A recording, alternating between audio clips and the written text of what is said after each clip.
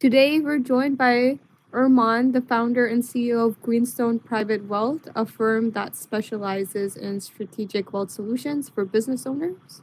So let's give a warm welcome to Armand. We can use the emotes here. And with that, Armand, I'll give it over to you to take over. We're really excited to have you here, and thank you for joining us. Well, the pleasure is all mine, and thank you very much for the wonderful introduction.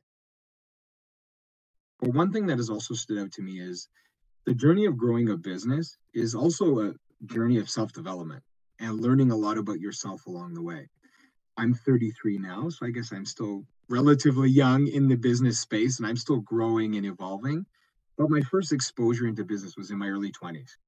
And how much you learn about yourself along the way when you go through that journey is quite fascinating.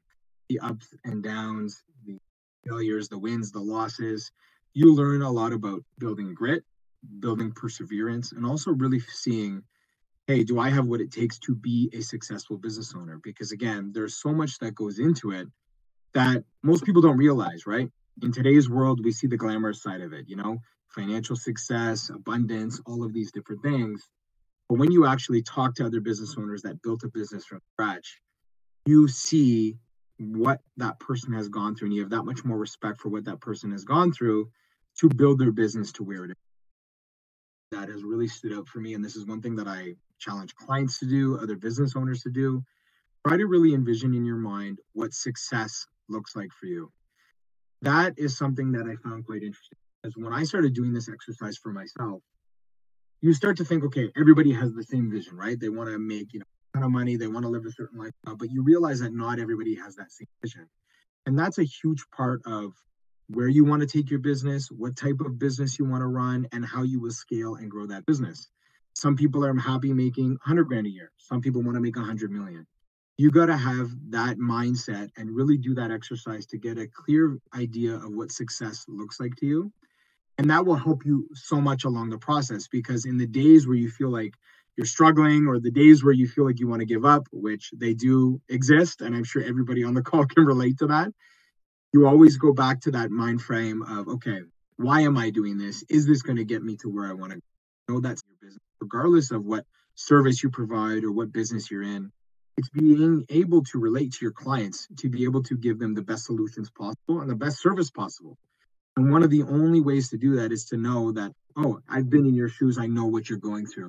And I know a lot of our clients can relate to that, and they like that because, one, we build good relationships with them, but they also realize, hey, this person is not just a finance professional. They've also been in my shoes. They're investing in the things that we're investing in. They've taken part in the things that we're taking part in.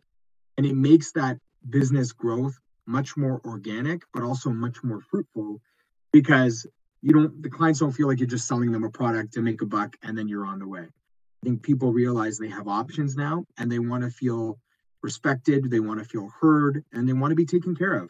And I think that's what really separates an average business from a very good business. Is always be willing to evolve and grow. And I'm sure a lot of you can relate to this. I know it's something that I still focus on. Regardless of what stage you're at in the business, just be open to evolving and growing, not only on a business side, but your own personal development. It's amazing when you work on yourself and you work on your personal self-development. And that can mean a lot of different things, and I'm happy to answer any questions around that. When you work on yourself from that angle, the results are tenfold. I hope I haven't put anybody to sleep. I know I've been talking for about 20 minutes, but I hope that gave you guys a little bit of insight to challenges I face, and hopefully you guys can relate to some of those things on the call. Thank you.